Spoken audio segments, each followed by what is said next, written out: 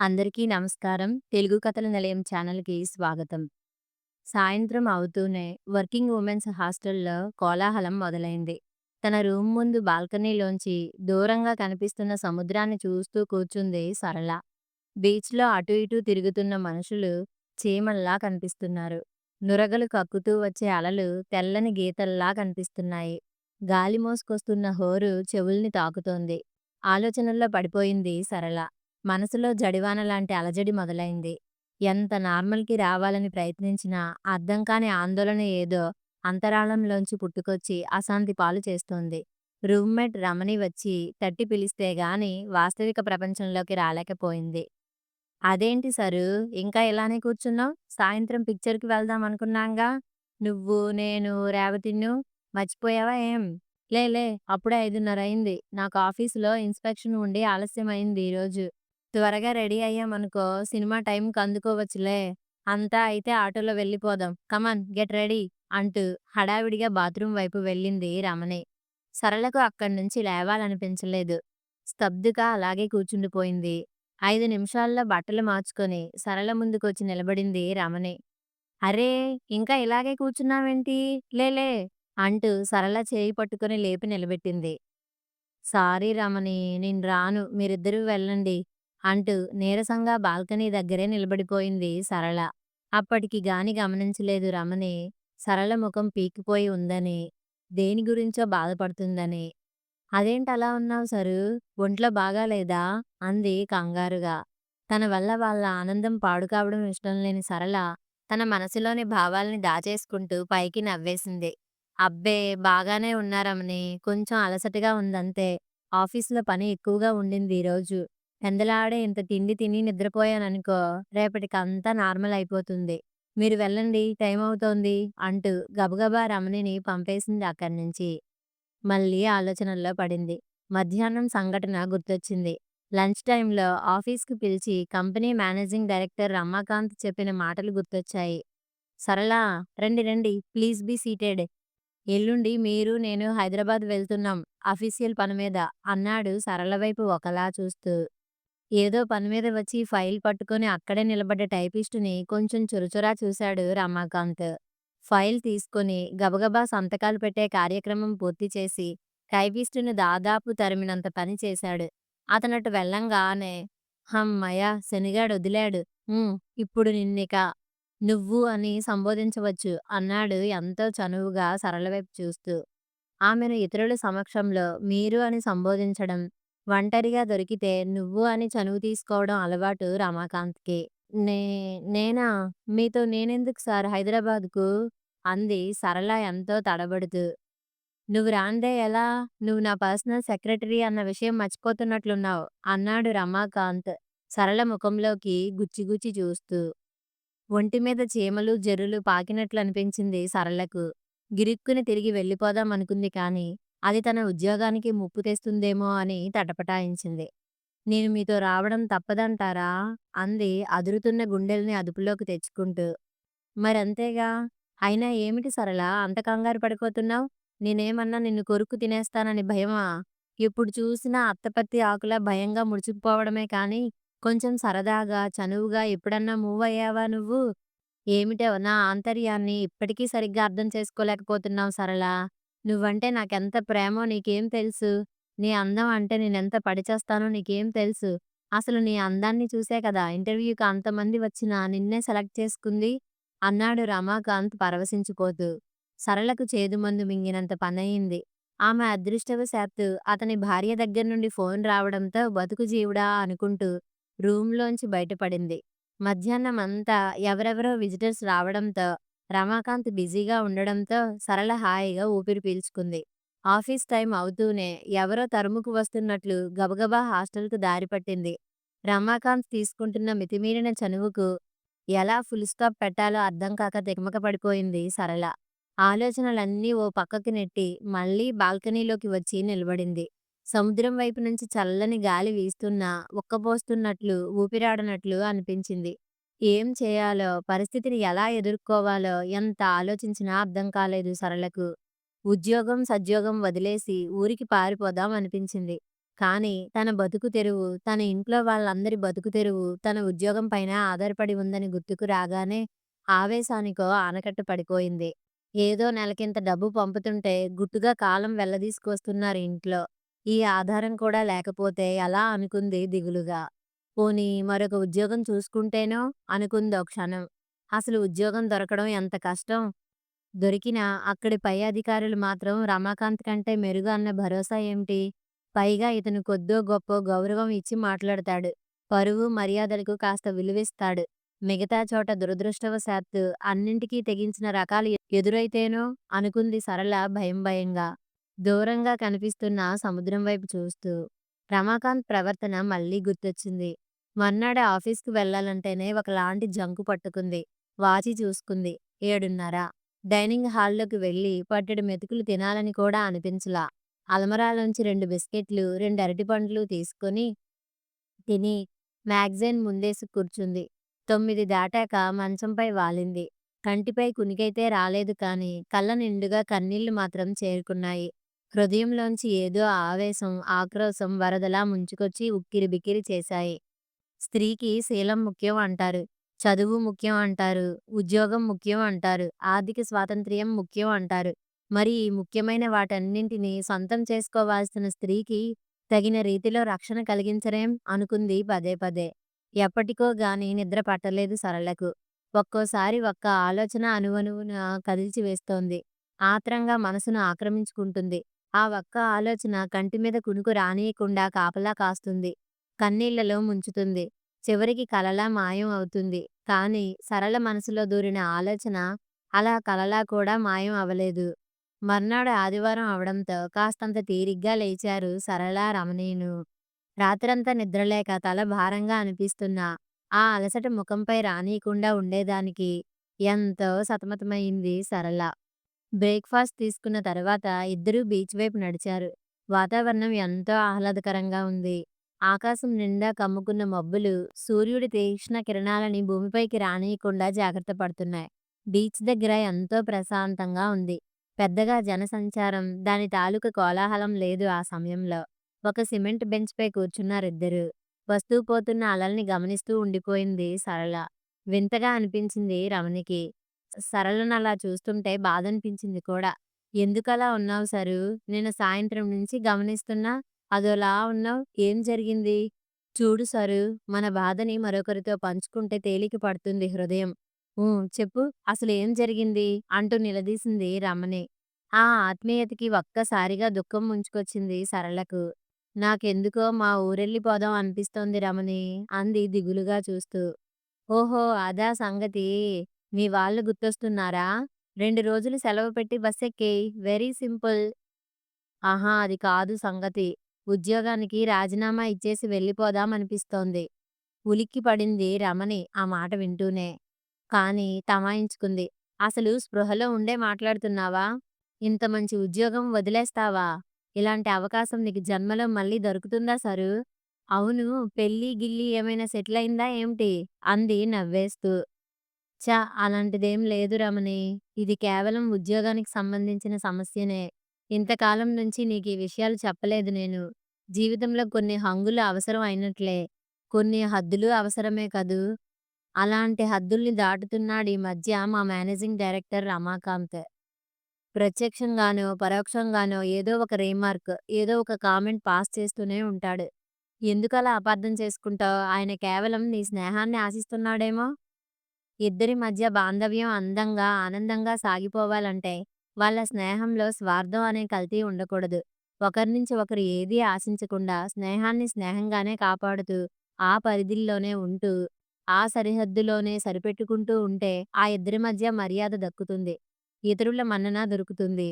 కానీ Ramakant wants to have an affair with me. అతని అభిప్రాయం అతని మాటల్లో, చేతల్లో, అతని కళ్ళల్లో స్పష్టంగా తెలిసిపోతోంది. కానీ నేనందుకు సిద్ధంగా లేను. ఇలాంటి పరిస్థితుల్లో ఉద్యోగం వదిలి పారిపోవటం కంటే మరో గత్యంతరం ఏముంది నాకు? అంది సరళ బేలగా చూస్తూ. ఆమెనలా చూస్తుంటే ఉసూరుమనిపించింది రమణికి. కొంచెం సేపు ఆలోచిస్తూ ఉండిపోయింది. చివరికి గలగలా నవ్వేసింది. ఆ నవ్వులోని ఆంతర్యం అర్థం కాని సరళ తెల్లముఖం వేసి చూస్తూ ఉండిపోయింది. పోనీ 4 రోజులు సరదాగా తిరగరాదు? అతని చుట్టూ ఓ ఉపగ్రహంలాగా కారులో తిప్పుతాడు. పార్కులకి, బీచ్‌లకి, సినిమాలకి, షికారులకి తీసుకెళ్తాడు. మంచి కాలక్షేపం అంది రమణి ఇంకా అలాగే నవ్వుతూనే. ఒళ్ళు మండింది సరళకు. చాల్లే నీ వేళాకోళము నువ్వును. అలా ఊహించుకోడానికే అసహ్యంగా ఉంది. అయినా నేనలాంటి అమ్మాయినిగా కనిపిస్తున్నానా నీ కళ్ళకు? అంది ఉక్రోషంగా చూస్తూ. ఛ! నువ్వెలాంటిదానివో నాకు తెలీదా ఏం? కాకపోతే ఒక్కో రకం సమస్యకు ఒక్కో రకం పరిష్కారం అన్నా అంతే అంది రమణి స్నేహపూర్వకంగా సరళ భుజంపై చేయి వేసి. సముద్రంపై పడుతూ లేస్తున్న కెరటాన్ని చూస్తూ ఉండిపోయింది సరళ. కాసేపయ్యాక రమణి ముఖంలోకి చూసింది. కళ్ళల్లో చెప్పలేనంత అధైర్యం కనిపిస్తోంది. ఉద్యోగం దొరికిందన్న రోజున ఎవరెస్ట్ శిఖరం ఎక్కినంత ఆనందం కలిగింది రమణి నాకు. నాన్న రిటైర్ అయ్యాడు. పెన్షన్ డబ్బులు ఇంటి ఖర్చులకే చాలవు. చెల్లెలు, తమ్ముడు చదువులకు మరింత డబ్బు అవసరం. అర్ధంతరంగా వాళ్ళ చదువుల్ని ఆపడం చాలా అన్యాయం అనిపించింది. అందుకే నాకు ఉద్యోగం దొరకడం, అదీ అంత మంచి కంపెనీలో, మా అందరి అదృష్టం అనుకున్నా. మీరింత అందంగా ఉండబట్టే ఈ ఉద్యోగం మీకిస్తున్నా అన్నాడు రమాకాంత్ అందరూ వెళ్ళిపోయాక నన్ను పిలిచి, నాకు ఉద్యోగం ఇస్తున్నానని తెలియజేస్తూ. అతడి కామెంట్ నచ్చకపోయినా నా ఆసక్తత వల్ల ఆత్మాభిమానాన్ని కొంచెం పక్కకు నెట్టి ఉద్యోగంలో చేరిపోయా. రోజూ ఏదో ఒక నెపంతో ఆఫీస్‌కు పిలవడం, నా చీర బాగుందనో, నా గాజులు బాగున్నాయనో, నా జడ బాగుందనో, జడలో పూలు బాగున్నాయనో, రోజూ ఇలా ఏదో ఒక రన్నింగ్ కామెంటరీ. మనసులో ఎంత కోపం రగులుతున్నా పైకి మామూలుగా ఉండటం అలవాటు చేసుకున్నా. ఉద్యోగంలో చేరిన 6 నెలలకే ప్రమోషన్ అంటూ పర్సనల్ సెక్రటరీ పదవి అందించాడు. క్వార్టర్స్ కూడా ఇస్తానన్నాడు. నాలాంటి ఒంటరిదానికి ఇలాంటి వర్కింగ్ వుమెన్స్ హాస్టల్ బెటర్ అనిపించి క్వార్టర్స్ వద్దనేసా. ఆ మధ్య ఒక ఆదివారం ఇక్కడికొచ్చాడు. నువ్వు నీ కొలీగ్ వాళ్ళ ఇంటికెళ్ళావు. మర్యాద కోసం విజిటర్స్ రూమ్‌లో కూర్చోబెట్టా కొంచెం సేపు. సరళ, నువ్వంటే నాకెంత ఇష్టమో మాటల్లో చెప్పలేను. నిజం చెప్పాలంటే నువ్వు నా ఆరాధ్య దేవతవు. కాకపోతే కఠినాత్మురాలివి. వరాలివ్వని దేవతవి అంటూ సినిమా డైలాగ్స్ మొదలుపెట్టాడు. నాకైతే ఒంటిపై ముళ్ళు గుచ్చుకున్నట్లు అనిపించింది. కానీ పైకి మాత్రం పొలైట్‌గా చూడండి రమాకాంత్ గారు, వివాహితులై ఉండి, నా పై ఆఫీసరై ఉండి మీరిలా మాట్లాడడం భావ్యం కాదు అన్నా. నేనలా అంటూనే ముఖం అదోలా పెట్టేసుకున్నాడు. ఆ! ఏం వివాహితునిలే. ఏమైనా సుఖమా, సంతోషమా ఇంట్లో? మా ఇద్దరి ఆలోచనలు, అభిప్రాయాలు సమాంతర రేఖల్లా ప్రయాణం చేస్తుంటాయి. అందుకేగా ఈ ప్రేమదాసుడు నీ వెంట పడేది అంటూ నా చేయి పట్టుకోబోయాడు. అదృష్టవశాత్తు విజిటర్స్ రూమ్‌లోకి ఎవరో రావడంతో అలాంటి ప్రయత్నం మానుకున్నాడు అంది సరళ ఓ గులకరాయి తీసుకొని సముద్రం వైపు గిరాటేస్తూ. ఓ క్షణం ఊపిరి పీల్చుకొని మళ్ళీ చెప్పడం ప్రారంభించింది సరళ. మరొకసారి హాస్టల్‌కి నడిచి వస్తుంటే లిఫ్ట్ ఇస్తానని ఒకటే మొహమాటం పెట్టి, తీరా కారులో కూర్చున్నాక అర్థం పర్థం లేని వాగుడు మొదలుపెట్టాడు. నా కళ్ళు మరో లోకానికి తీసుకుపోతాయట అతన్ని. నా స్వరం వీణ మీటినట్లు ఉంటుందట. నా నవ్వు సెలయేరులా గలగలమంటుందట. నా నడక హంస నడకట. అలా ఏదేదో వాగుడు. కొంచెం సేపు అదంతా సహించి దారిలో సెంటర్‌లో దిగేశా. ఏదో పని ఉందని వంకబెట్టి. గట్టిగా ఓ చెంపదెబ్బ ఇవ్వాలనిపించింది రమణి అతనలా వాగుతుంటే. కానీ మర్నాడే ఉద్యోగంలోంచి డిస్మిస్ అవుతాను. అతనలాంటి నిర్ణయం తీసుకోవడానికి 100 కారణాలు వెతుక్కోగలడు. తన ఒక తప్పుని కప్పిపుచ్చుకోవడానికి నాలో 100 తప్పులు సృష్టిస్తాడు. నాలో ఒక్క తప్పు లేదని రుజువు చేసుకోవడానికి నాకున్న స్టేటస్ చాలదు. మధ్యతరగతి బతుకు చాలదు. ఆర్థిక స్తోమత చాలదు. ఇక ఏవేవో అపనిందలు నెత్తినేసుకుని మౌనంగా ఆఫీస్ గేటు దాటి నేరుగా మా ఊరికి దారి పట్టాలి. ఇదీ పరిస్థితి. ఛ! మధ్యతరగతి కుటుంబంలో ఆడపిల్లగా పుట్టడం, ఉద్యోగం చేయాల్సి రావడం, అదీ రమాకాంత్ లాంటి వాళ్ళ దగ్గర. నిజంగా దురదృష్టకరమైన విషయం. పోనీ ఉద్యోగానికి రాజీనామా ఇచ్చేసి పోదామా అంటే అలాగూ చేయలేను. కానీ పరిస్థితులు మరీ అనుకూలించకుండా పోతే, పరిణామాలు మరింత అధ్వాన్నంగా మారితే ఇక నేను అలాంటి నిర్ణయం తీసుకోక తప్పదేమో అంది సరళ నిట్టూరుస్తూ. ఎంతో బాధ అనిపించింది రమణికి. ఏమిటో సరు కొందరు మగవాళ్ళు ఎందుకిలా ప్రవర్తిస్తారు అనిపిస్తుంది. ఇంట్లో అంత అందం, ఆరోగ్యం, చదువు, సంస్కారం ఉన్న భార్యను పెట్టుకొని రమాకాంతే ఇలా ప్రవర్తిస్తున్నాడంటే అది కేవలం అతని దురదృష్టం అనాలి. లేదా అతని భార్య దురదృష్టమో మరి అంది నిట్టూరుస్తూ రమణి. నీకు తెలుసా రమాకాంత్? మరి ఆ సంగతి ఇన్నాళ్ళు చెప్పలేదేం నాకు? అంది సరళ ఎంతో ఆశ్చర్యపోతూ. ఈ మధ్యే తెలిసింది ఇతని గురించి. నా కొలీగ్ ఒకామె ఇతనికి దగ్గర చుట్టం. ఆవిడ చెప్పింది వీళ్ళ గురించి. రమాకాంత్ భార్య చాలా మంచిదట. చాలా అందంగా, చలాకీగా, చాలా సోషల్‌గా ఉంటుందట. ఎంఏలో గోల్డ్ మెడలిస్ట్ అట. లెక్చరర్‌గా పనిచేస్తోంది. కానీ రమాకాంత్ విషయాలేవీ ఆవిడకి తెలీదనుకుంటా. అతను మంచివాడే అన్నట్లు మాట్లాడింది మరి. ఎంతైనా బంధువులు కదా! అందుకే బయటపడలేదేమో! మరి రమాకాంత్‌కి ఇదేం పోయే కాలం అంది సరళ విస్తుపోతూ. అది అతని వీక్‌నెస్ సరూ. లేదా కాంప్లెక్స్. కొందరు షాపింగ్‌కని వెళ్లి అక్కడ వస్తువుల్ని కొన్నింటిని దొంగతనంగా పర్సులోనో, జేబులోనో వేసేసుకుంటూ ఉంటారు. అది వాళ్ళ మానసిక బలహీనత. తేరగా దొరికిన వాటిల్లో వాళ్ళకి వజ్రాలు, వైడూర్యాలు కనిపిస్తాయి. వాళ్ళు దొంగతనంగా అలా తీసుకున్న వస్తువుల కంటే ఇంకా విలువైనవి ఎన్నో వాళ్ళ ఇంట్లో ఉండొచ్చు. కానీ దొంగిలించి తెచ్చుకున్న వస్తువులే మరింత విలువైనవిగా కనిపిస్తాయి వాళ్లకు. అదో రకమైన జబ్బు. మౌనంగా వింటూ, ఎటో చూస్తూ ఉండిపోయింది సరళ. నీ సమస్యకు ఒక్కటే పరిష్కారం సరూ అంది రమణి. ఉన్నట్లుండి హఠాత్తుగా ఏమిటన్నట్లు తల తిప్పి చూసింది సరళ. ఓసారెప్పుడో నీకు ముత్యాల సెట్ కొనిస్తానన్నాడని, నువ్వు సున్నితంగా తిరస్కరించావని చెప్పావు గుర్తుందా? అవును. అయితే? ఈసారి ఓ పని చెయ్. నీ అంతట నువ్వే అడిగేయ్. ఓ ముత్యాల సెట్, అరడజను బంగారు గాజులు, 2 పేటల బంగారు గొలుసు, ఓ 50,000 రొక్కం, వీలైతే ఒక అపార్ట్‌మెంట్. ఇలా నీ నోటికొచ్చినవన్నీ కొనివ్వమని డిమాండ్ చేసేయ్. అప్పుడు నీ వెంటబడ్డం మానేస్తాడు. పెళ్లి చేసుకోమని డిమాండ్ చెయ్. అతని భార్యకు డైవర్స్ ఇమ్మని పట్టి పీడించు. ఇక అంతే. నువ్వంటే భయపడి చస్తాడిక. నీ జోలికి రాడు ఈ జన్మలో. ఛ! ఇవేం డర్టీ జోక్స్ రమణి అంది సరళ నొచ్చుకుంటూ. జోక్స్ కాదు. ప్రాక్టికల్ ఎక్స్‌పీరియన్స్ ఇది. మా ఆఫీస్‌లో టైపిస్ట్ ఇలా చేసి ఎంతో అసహ్యకరమైన, ఎంతో క్లిష్టమైన పరిస్థితి నుండి తప్పించుకుంది మరి. ఛ! అదేం పని? అంది సరళ విసుగ్గా ముఖం పెట్టి. ఏం చేయమంటావు మరి?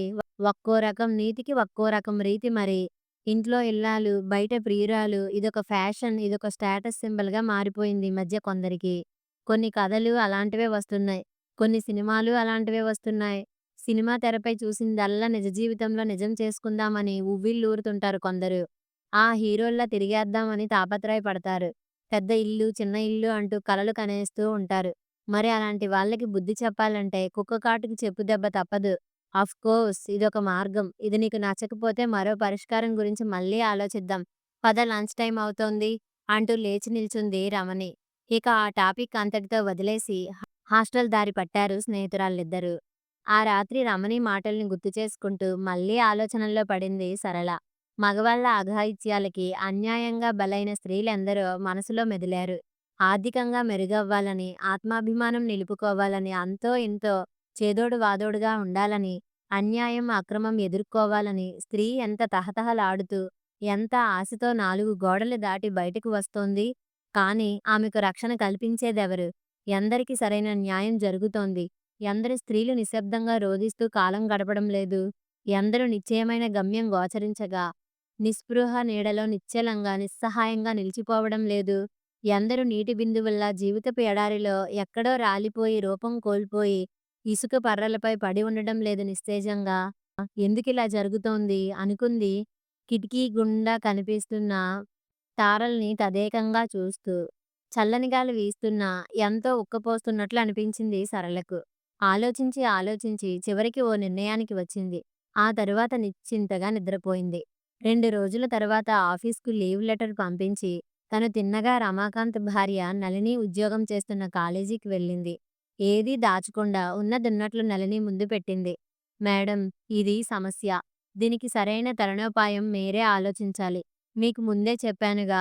నా స్నేహితురాలు ఇచ్చిన సలహా నాకెంత మాత్రమూ రుచించలేదు. అందుకే మీ దగ్గరికి వచ్చింది. ఓ సాటి స్త్రీగా మీరు నాకు మేలు చేస్తారన్న గంపెడంత ఆశతో.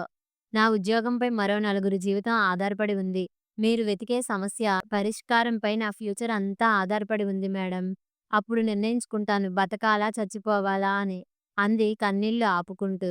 మానసికంగా ఎంతగానో అలసిపోయిన సరళకు నళిని ఓ పెన్నిదిలా కనిపించింది. స్నేహపూరితమైన ఆమె ప్రవర్తన ఎంతో హృదయానికి హత్తుకునేలా చేసింది. ఛ! అలా జావగారిపోకు Sarala. I'm so sorry for whatever happened.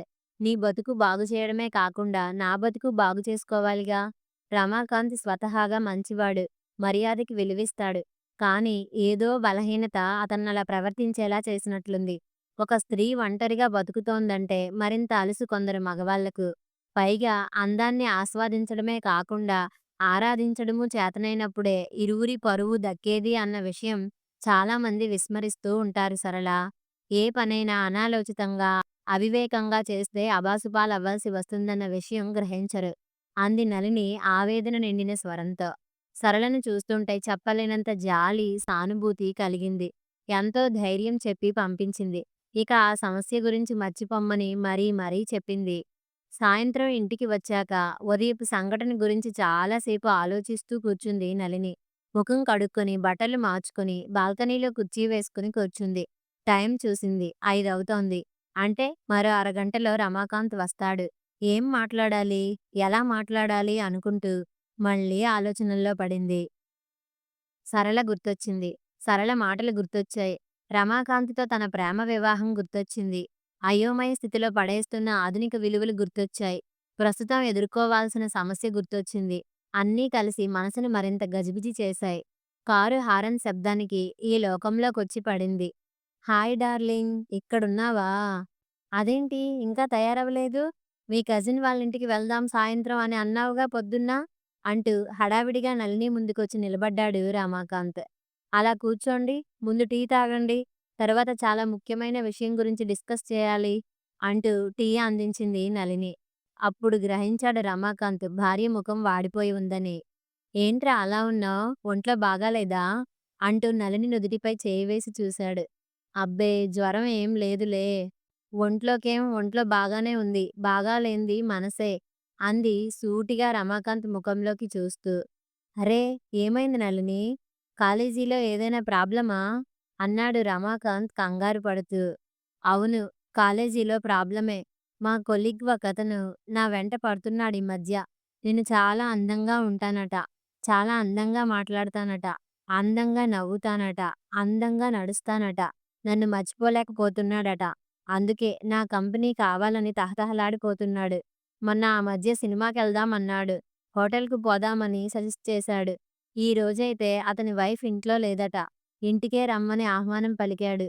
ఇంకా నళిని మాట పూర్తి కాకముందే ఎంతో ఆవేశపూరితంగా అడ్డుకున్నాడు Ramakant. Stop it. Stop the nonsense. ఎవడు వాడు? ఎవడా ఫూల్? చెప్పు ముందు.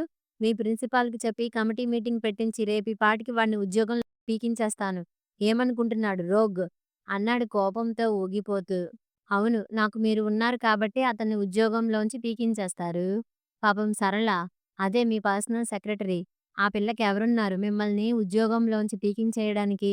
అంది నళిని. ఆ మాటకు అదిరిపడ్డాడు రమాకాంత్. కాళ్ళ కింది భూమి కదులుతున్న భావన కలిగింది అతనిలో. సరళ? సరళ నీకెలా తెలుసు? అన్నాడు తొట్రుపాటుతో. ఎలా తెలుసు అన్న విషయం అప్రస్తుతం లెండి. చూడండి, అన్నం కంటే అప్పుడప్పుడు తినే ఐస్ క్రీమ్ అద్భుతంగా, ఎంతో రుచికరంగా అనిపిస్తుంది. అలా అని ఐస్ క్రీమ్‌ని అన్నంలా తినలేం కదా! అన్నమంత తినలేం కదా! కొన్ని కొన్ని బాంధవ్యాలు అంతే. బతకాలంటే అన్నం అవసరం. ఐస్ క్రీమ్ తినకపోయినా కొంపలేం మునిగిపోవు. కానీ మీరు అన్నం వద్దు ఐస్ క్రీమ్‌నే తింటాను అంటే అదిక మీ ఇష్టం. కాకపోతే మనిద్దరం వేరు వేరు దారులు వెతుక్కోవాల్సి వస్తుందప్పుడు. అంది నళిని తాపీగా ఎలాంటి నదురు బెదురు లేకుండా. రమాకాంత్ తల మరింత వాలిపోయింది. బెల్లం కొట్టిన రాయిలా ఉండిపోయాడు మాటా పలుకు లేకుండా. స్త్రీని ఒక శక్తి యుక్తి ఉన్న వ్యక్తిగా గుర్తించగలిగిన నాడే ఏ దేశమన్నా బాగుపడేది. ఏ సంఘమన్నా ఉద్ధరింపబడేది. కానీ స్త్రీ ఉన్నతిని స్త్రీ పురుషుడు ఇద్దరూ గుర్తించలేని దౌర్భాగ్యం మనది. ఏం ఎందుకలా చూస్తున్నారు? నేనన్న దాంట్లో అసత్యం ఏమైనా ఉందా? పాపం సరళ బంగారం లాంటి పిల్లండి. పొట్ట చేత్తో పట్టుకొని ఇంత దూరం వచ్చి తన వాళ్ళందరికీ దూరంగా ఒంటరిగా బతుకుతోంది. మీకెందుకండి ఆ పిల్ల సంగతి? ఎంతో గౌరవంగా, ఆత్మవిశ్వాసంతో తన వాళ్ళని కాపాడాలన్న దీక్షతో, తన తమ్ముణ్ణి, చెల్లెల్ని చదివించాలన్న పట్టుదలతో మర్యాదగా బతుకుతోందిగా. మీరెందుకు ఆ పిల్ల వెంట పడడం? వస్తున్న చెత్త సినిమాల ప్రభావమా ఇది? మారుతున్న విలువల నిలువుదోపిడీనా ఇది? దీన్నే అంటారు పులిని చూసి నక్క వాతబెట్టుకోవడం అని. అసలు మీరు పిచ్చి వ్యామోహంలో పడి అటు సరళ ఫ్యూచర్ గురించి గాని, ఇటు నా ఫ్యూచర్ గురించి గాని, పరువు ప్రతిష్టల గురించి గాని, పర్యవసానం గురించి గాని, దేన్ని గురించి ఆలోచించలేదు. ఇతరుల గురించి ఆలోచించకుండా కేవలం తన గురించి మాత్రమే ఆలోచించే మనిషి చివరికి ఏకాకిగానే మిగిలిపోతాడు జీవితంలో. బహుశా మీకలా బతకాలని ఉబలాటంగా ఉంది కాబోలు. పోనీ నేనే తప్పుకుంటా మీ జీవితం నుంచి అంది నళిని ఎంతో ఆవేదనతో నిండిన స్వరంతో. ఛ! అదేంటి నళిని అలా మాట్లాడుతున్నావు? సారీ తప్పైపోయింది. అయినా ఏదో తమాషాకు సరళతో అలా బిహేవ్ చేసేవాడినే కానీ, నిన్ను నిర్లక్ష్యం చేయాలని కాదు, నీ నుంచి విడిపోవాలని కాదు అన్నాడు రమాకాంత్ కంగారుగా. ఏమిటి తమాషానా? ఒక అమ్మాయి జీవితంతో ఆడుకోవడం తమాషానా? మరి ఇందాక ఎందుకంత కోపం వచ్చింది మా కొలీగ్‌పై? అసలు వేరే ఎవరన్నా అలా ప్రవర్తిస్తే ఆ పిల్లని కాపాడాల్సిన నైతిక బాధ్యత మీది. మీరు ఆ పిల్లకు పై ఆఫీసరు. మీరే అలా అసలు అలుసు తీసుకుంటే కంచె చేను మేసినట్లు కాదా? మీరు సరళను మానసికంగా ఎంత కుంగదీశారో మీకు తెలీదండి. చెప్పినా అర్థం కాదేమో. మనింటికి నిప్పు అంటుకున్నప్పుడే నీళ్లు పోద్దాంలే అన్న దృక్పథం తప్పండి. చూడండి, మనిషికి, మనిషికి మధ్య ఆప్యాయత, అనురాగం, అనుబంధం, అనుభూతి ఇవన్నీ ఉండడం మంచిదే. కానీ ఇవన్నీ అవగాహన అవ్వాలంటే స్పందించే హృదయం ఉండాలి. ఆ హృదయం ఎంతో విశాలంగా ఉండాలి. పైగా నిప్పుని దూరం నుంచి చూస్తే మంచిది. ముట్టుకోవడానికి ప్రయత్నిస్తే చేతులు కాలతాయి. అసలు నాకో విషయం గురించి బాధగా ఉందండి. మనం ఒకరినొకరు ఎంతో ఇష్టపడి పెళ్లి చేసుకున్నాం. మీరు మరో అమ్మాయి పట్ల ఆకర్షితులవుతున్నారు అంటే అది మీలోనన్నా లోపమై ఉండాలి. నాలోనన్నా లోపమై ఉండాలి. లేదా మనిద్దరిలోనూ లోపం ఉందేమో! ఒకరినొకరు అర్థం చేసుకునే విషయంలో. ఏది ఏమైనా మీరిక సరళను విసిగించనని, వెంటబడనని మాటివ్వాలి. ఆ పిల్లను రక్షిస్తానని మాటిచ్చాను. నా మాట మీరు లక్ష్యపెట్టకపోతే ఇక నేను మీ జీవితం నుంచి శాశ్వతంగా తప్పుకోవాల్సి వస్తుంది. ఎలాగంటారా? చచ్చిపోయి అంది నళిని కళ్ళల్లో నీళ్లు సుడులు తిరుగుతుంటే ఆపుకోడానికి ప్రయత్నిస్తూ. భార్యనలా చూస్తుంటే రమాకాంత్ మనసు నీరైపోయింది. తను వేయబోతున్న తప్పటడుగు ఎన్నెన్ని అనర్థాలకు దారితీస్తుందో గుర్తించేసరికి అతనికి కాళ్ళల్లో వణుకు పుట్టుకొచ్చింది. అమ్మో! అంతంత పెద్ద మాటలు వద్దురా నళిని. నువ్వు లేనిదే నేను బతకగలనా ఏంటి? ఛ! Foolish weakness. Foolish weakness. Hell with it. మరిక జన్మలో ఇలాంటి తప్పు చేయను. నన్ను క్షమించరా ప్లీజ్ అంటూ పసిపిల్లవాడిలా నళిని ఒడిలో వాలిపోయాడు. మర్నాడు అదురుతున్న గుండెలతో ఆఫీస్‌కు వచ్చిన సరళ రమాకాంత్‌లో వచ్చిన మార్పు చూసి హిమాలయ పర్వతాలను అధిరోహించినంతగా సంతోషపడిపోయింది. అదంతా నళిని చేసిన సత్కార్యానికి ఫలితమని వెంటనే గ్రహించింది. మితిమీరిన ఆనందంలో కళ్ళల్లో నీళ్లు తిరిగాయి. మనసులోనే కృతజ్ఞతాపూర్వకంగా నళినికి నమస్కరించుకొని తేలికపడ్డ హృదయంతో తన పనిలో నిమగ్నమైపోయింది. తను ఎన్నుకున్న తరుణోపాయం శ్రీరామ రక్షలా తనను ఆశీర్వదిస్తుంటే. కథ సమాప్తం. మరిన్ని మంచి కథల కోసం మా ఛానల్‌ని లైక్ చేయండి, షేర్ చేయండి, సబ్స్క్రైబ్ చేసుకోండి. ఉంటానండి.